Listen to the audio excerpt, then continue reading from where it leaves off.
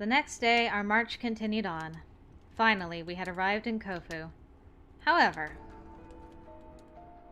Who would have guessed that Kofu Castle was overrun by those Imperial bastards a while ago? Well, there were probably a ton of ways to haul ass and get here faster than we did. If only someone wasn't taking his sweet-ass time to party it up out there. Stop it, Shinpachi. It's impossible to guess how quickly the enemy would have arrived here. To make things worse, many of the new recruits caught wind of this and they fled through the night. If my knowledge is correct, then I believe we may have only 100 men left. Their eyes. Whoa! 100? I thought we had 200 men coming out of Edo. So, you're saying more than half of them fled our campsite? Everyone stood stunned in quiet resignation. As a creeping dread got the better of me, I looked over at Saito to whisper to him. Saito? What does that mean for us? Are we going to plan an attack to take over the castle? Saito's voice barely hovered above a murmur so that the other warriors wouldn't overhear him. I've always loved this part of their relationship, and it's consistent through any of the routes. She always turns to Saito for help, he's always eager to help her, and they're constantly just whispering stuff to each other. It makes my heart go doki doki. I do love it so. I assume it to be unlikely. Attacking a castle of this fortitude would require triple the forces of our opponents. If victory is to be assured, then we would need 10 times as many. And that is assuming both sides are armed equally. Opposing foes such as the Satsuma and Choshu means inviting the risk of their advanced weaponry, which in turn means we need more men as well. Then... When I turned to look at the men in discussion, each captain had their gaze fixed on Kondo to await his feedback. Kondo, however, uttered a surprising declaration. There will be no retreat. Each of our divisions will be stationed at crucial points and wait on my command. What? We are marching under the funding from the Okami. If we retreat without putting up a fight, how are we to face the Bakushin who place their trust into us? All of you call yourselves warriors, do you not? This is a perfect opportunity for us to show our loyalty to Lord Yoshinobu. The crowd of freshly recruited soldiers roared in unison as Kondo roused them accordingly. You're amazing, Chief Kondo! So inspiring! Leave it to us. We will do everything we can to serve the shogunate. Hey, Kondo. I think it's great and all that you want to be a big leader now, but do us a favor and open your eyes. I don't know what exactly they've got in there as far as military force, but the moment they took the castle was the moment this battle was lost. Nagakura, are you saying that the only battles you intend on fighting are ones when victory is assured? What is that thing on your hips for, then? I'm not saying I'm afraid to fight. I'm just saying there's no need to risk my life when there's hardly a chance to win. The tension became thick in the air, and I was worrying that the situation would escalate into violence before Hijikata chimed in. Calm down, Shinpachi. Reinforcements are set to meet with us soon. As of now, they're standing by in Edo, so I am going to send a message to them now. Besides, I'm sure those Imperials have no idea what we've got up our sleeves. Should everything go as planned, including not being rash idiots, we'll be okay. So, I need you to be patient for just a little while. Nagakura angrily slammed his fist to the ground. From where he was standing? Fine. If it's coming from you, I guess I'll keep my mouth shut. Afterwards, Hijikata departed swiftly, making his way back to Edo. He'll make good time. I know Toshi. Thankfully, the Imperial forces made no attempt to attack us, instead keeping themselves safely fortified within the walls of Kofu Castle. If battle were to ensue, then I was sure that we would all have been killed easily, like a wave crashing on the shore before reinforcements could arrive. Although our men were intently patrolling the surrounding areas of our camp, We had just above 100 warriors in our ranks, which would do little to stave off an actual attack. Then I saw Saito, who appeared a tad meek.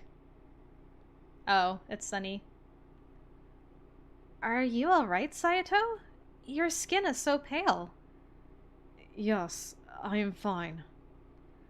The color had so thoroughly drained from his skin that I was sure he was soon to faint. Well, you don't look fine. Why don't you take a breather? Perhaps if our circumstances were different. How may I rest knowing that our location is soon to become a battlefield? Well, I suppose. But if you don't rest when there's not a battle, then you won't be in peak condition when there is a battle. Eh. The afternoon sun was blaring in the sky, radiating so intensely my skin felt like it could peel off. Ow. Normally, even walking under the sun would have been overwhelming to Saito. However, if war were to break out... The hairs on my arm stood at the thought. Just then. Enemy troops are heading this way, sir! What the... Someone found us. How many of them do you see? About 10. Scouts, if I'm not mistaken, sir. Furies? They're coming for us. Luckily, it looks like they don't have any guns. Ugh. Guess it's time to fight them. Nagakura unsheathed his sword, and Harada fetched his spear, both of them readying themselves into an offensive stance. The Imperial soldiers unsheathed their swords in return, and they sprinted towards us, but... Too weak! With one quick movement, Nagakura swung his sword, slicing against the abdomens of the incoming soldiers, spilling pints of thick blood against the dirt floor. Ah! Nagakura aimed the tip of his blade to the sternum of the soldier, driving his sword into him with intense force as the soldier coughed up blood. Without another word, the soldier fell limply to the floor. All right, that's one. Just as Nagakura barked confidently in laughter, the Imperial soldier, who we had presumed to be dead on the floor, laughed eerily. Then... he leapt up, jumping high above Nagakura's body into the air. The soldier took out his sword and swung down. What the... As he parried the approaching katana, Nagakura screamed out in disbelief. The hell's going on around here? I was sure that he was dead, but now he's alive. Which can only mean... Yep. Just then, the eyes of the enemy soldier flashed a bright shade of crimson. Is this... a Fury? But how could the Imperial Army have access to the Fury serum? Damn it! Just what the hell's going on? I thought Furies could only battle at night! Oh dang, that's a lot! One after the other, each of the scout troops had their eyes and hair turn red and white respectively. Damn you, monsters! Stay back! Despite their best efforts, our new warriors were all powerless against the Furies, lacking the know-how and skill set necessary to tackle these beasts. Ah!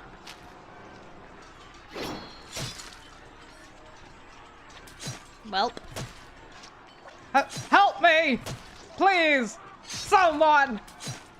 They were simply no match, and the Furies slaughtered each of our men without any remorse.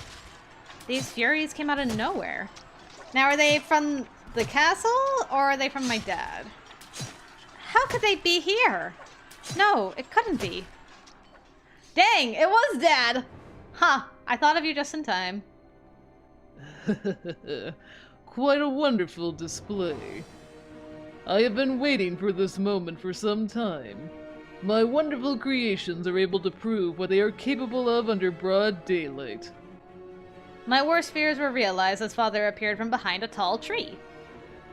Father seemed to be in a trance as he gazed at each Fury maliciously acting under the light of the sun. His eyes gleamed with madness, and he smiled. Amagiri, who had been standing beside him, however, had a bitter expression as he watched the visceral battle take place. No matter how much you tinker with them to make them seem like real demons, at the end of the day, they are still fakes. Indeed, they may no longer fear the sunlight, but their nature can never change. A fake is a fake is a fake. There is no substitute. Pardon me, but there is a very fine line that determines what you may consider real to what is a fake. At the very least, they are stronger than any of the humans here strutting about. Strength is an undeniable truth. As long as we have these Furies, neither the Shogunate nor the Emperor, no, not even the West, could take this country as much as they wish it to be true. After we destroy every outsider seeking to control this country, the era of the demon will come once more! Amagiri winced at my father's words as if he were smelling something foul. A hideous fight. I have never, in all my years, witnessed such an ignorant disrespect of power. He closed his eyes in resignation. You're a good man, Amagiri. God damn it! How many times am I supposed to hack these guys down before they die for good? Normal humans would have just fallen over a while ago. This is getting to be a pain in the ass.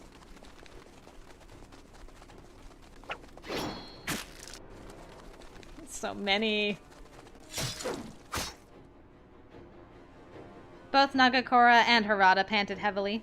Sweat glistened all over their bodies as they continued to slice and weave through the flurry of Furies. However, instead of dying, each Fury simply rose back up and their wounds healed as expected. I really hope the Fury Core comes right now. Gandalf style. Rohirrim! As the fatigue began to set in, the Furies approached us menacingly, licking their lips as they stared us down. One of the Furies made an attempt to grab my arm. Ah! Ugh. Ooh. Saito unsheathed his sword hastily, swinging without a second thought at the incoming Fury. Much to our dismay, however... Ha ha ha ha ha ha ha! The Fury's slash wound sealed itself, and he stood up and dusted himself off as if nothing had happened. Oh, there's no end. It's only a matter of time till we run out of stamina and then we're dead meat. Man, dying would be a real drag. With that said, Saito, time to go with what we discussed. Understood. What we discussed? Yukimura, come with me. During an emergency, Hijikata had ensured that we escape first. But that's not right. We're leaving the other warriors so that we could escape? You are only going to serve as a distraction for them. So just come with me. Jeez, man, isn't there a nicer way to put that? Think a little bit before you speak. You really suck at it. Don't worry about us. I mean, don't you know we're strong as hell? Harada, Nagakora. I was flushed with guilt, but there was nothing I could do myself to help them, even if I had stayed there. I love those boys. I quickly bowed to the two of them, and Saito yanked my arm as we sprinted away together. Thanks, Boo.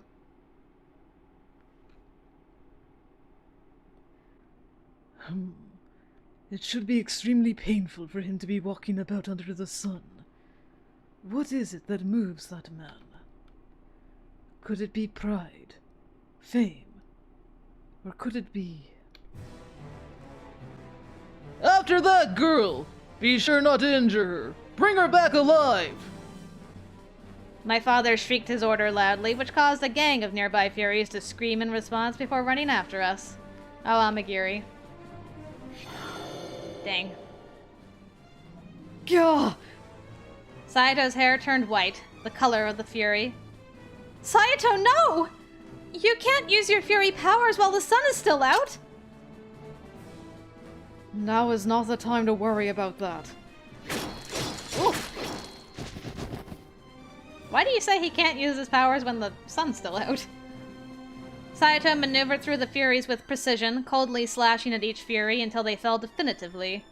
A lengthy chill shivered through my body.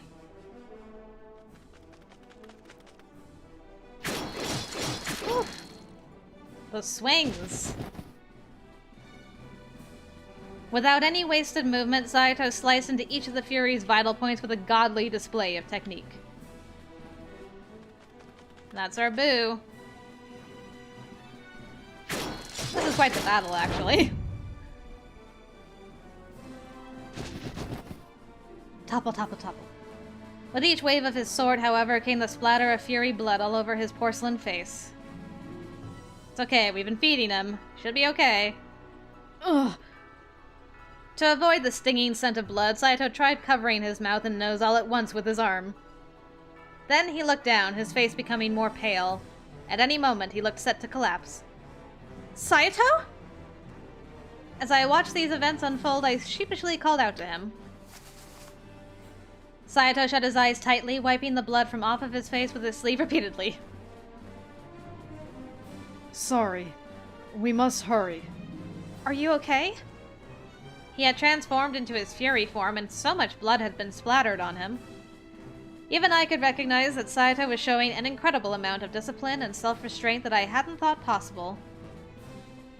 Worry not. He hoped to comfort me, but it was obvious that he was feigning toughness for my sake. With that, I helped him walk forward. Ah! Sheesh. Come on, guys! Guys! Suddenly, I saw the group of Furies gather around us. The mastermind behind this whole plot was... Chizuru, since when have you been such a stubborn child? Father stared back at me with a dejected expression, as I knew my rebellion came as somewhat of a shock to him. Despite knowing he was no longer the father I knew, the man who had raised me, seeing the pain in his eyes made my heart heavy. Ever since you were a little girl, I had wished for nothing more than your happiness. Enough of this now. Come to me. Leave that Fury be.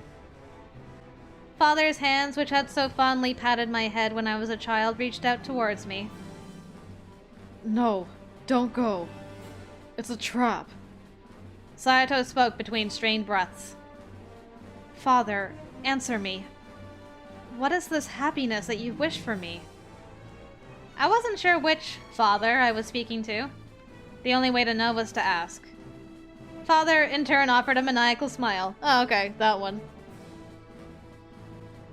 You are to become Lord Kazuma's wife, and you will bear his pure-blooded demon children. It is obvious, is it not? In order to prepare for this, I have spent many years raising you for this very purpose. It was strange to think. A voice that had given me so much comfort in the past was now the bearer of the news I'd wished to hear least in the world. I had already known this to be true, but hearing it aloud was like splitting open an old scar in the depths of my heart. To Father, my only worth came from the fact that I could bear Kazuma's demon children. Hot tears began to flow uncontrollably from my eyes. Sorry, Father. I may be a horrible child, but I can't. I just can't make your wish come true. Father's face instantly warped in response. In fact, it was almost unrecognizable. Then... Furies! Capture that woman! Bring her to Lord Kazuma! Father barked his command towards the Furies with glaring eyes, and like corpses they dragged their feet to turn around and face us. However, the white-haired beast screeched harshly in unison, and at once they began to charge towards us. Suddenly...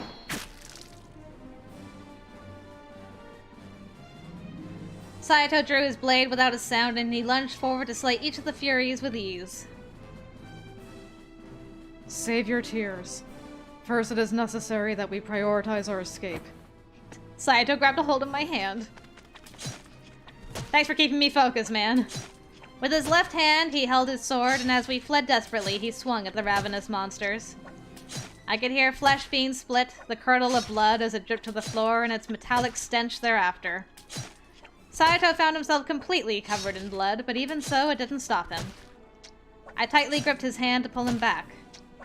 With whatever strength we had left to muster, Saito and I ran in the direction of Edo.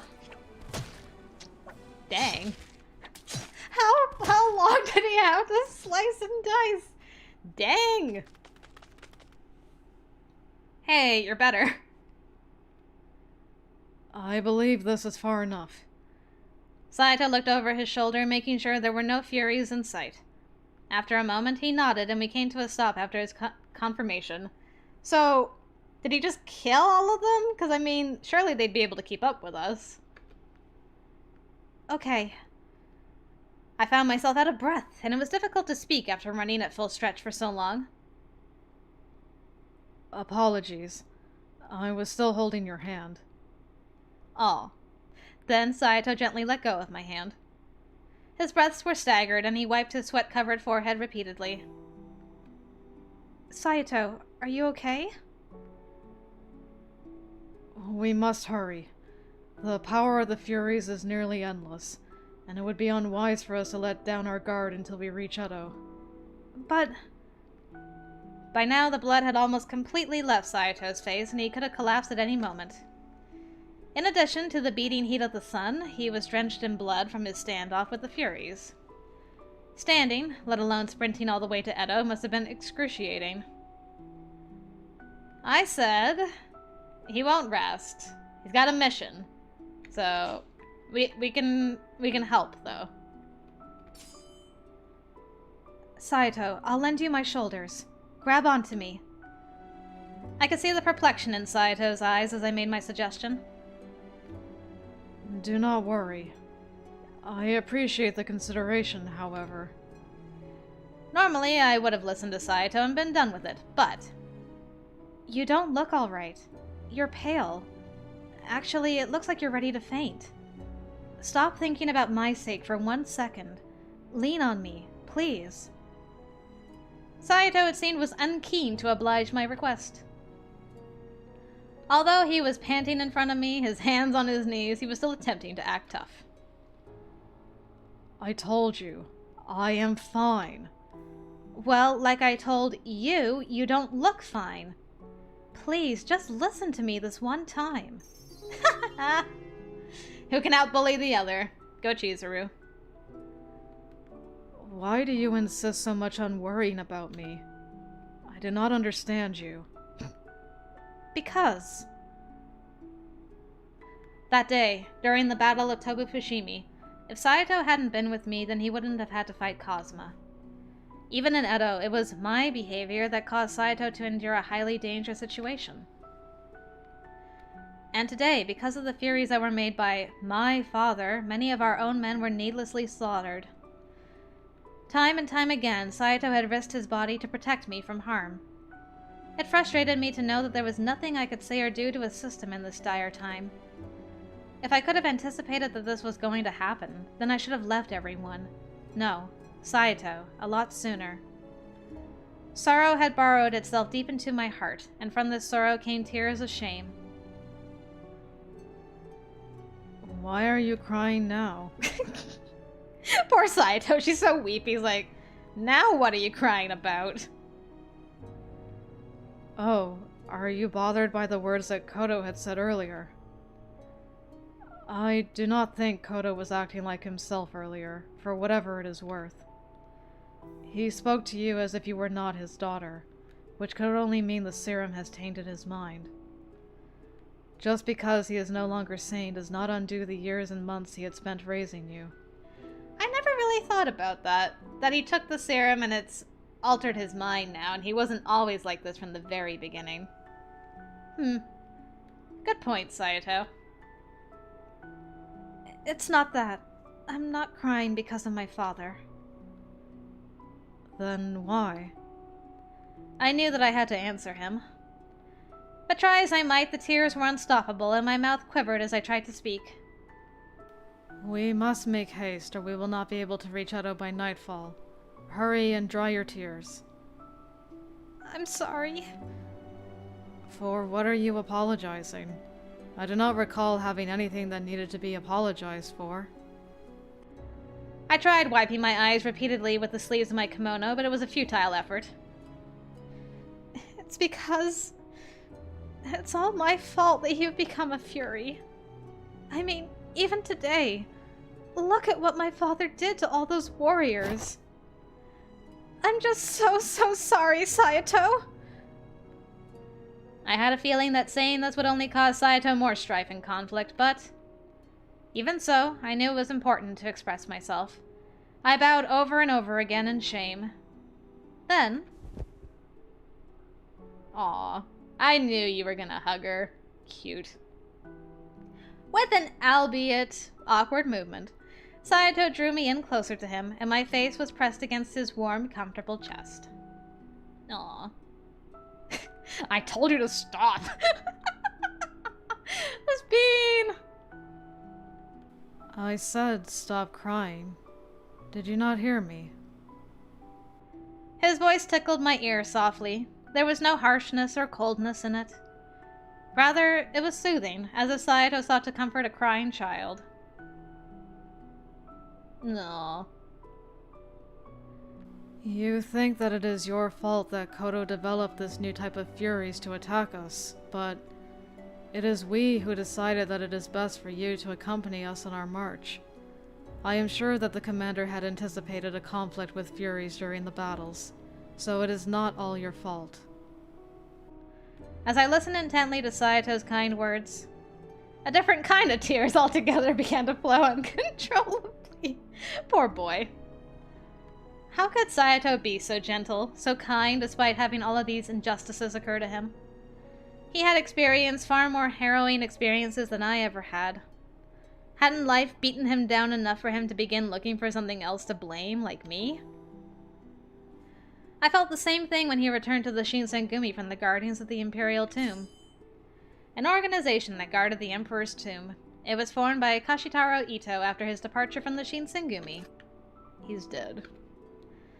Misinformed soldiers who knew nothing of his character talked behind his back, but he persevered, unfazed. Saito possessed such strength, and yet he was so thoughtful and compassionate. Unfortunately, I know very little of ways to aid a woman who has been driven to tears.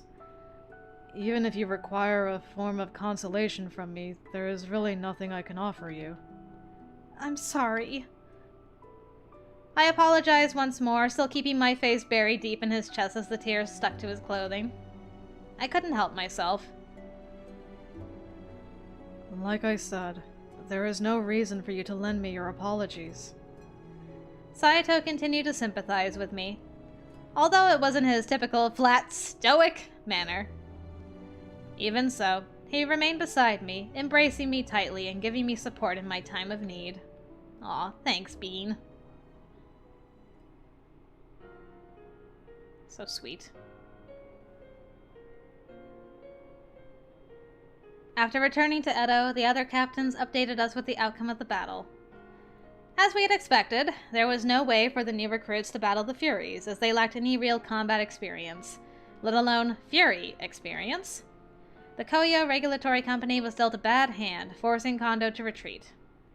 The Satsuma Choshu had strengthened their Furies from what had already been a nearly unstoppable force for the Shinsengumi. An army comprised of Kodo Yukimura's specialized brand of Furies. For the captains of the Shinsengumi, these improved foes proved to be a great obstacle, making our fates even more tenuous in this fearful, desperate time.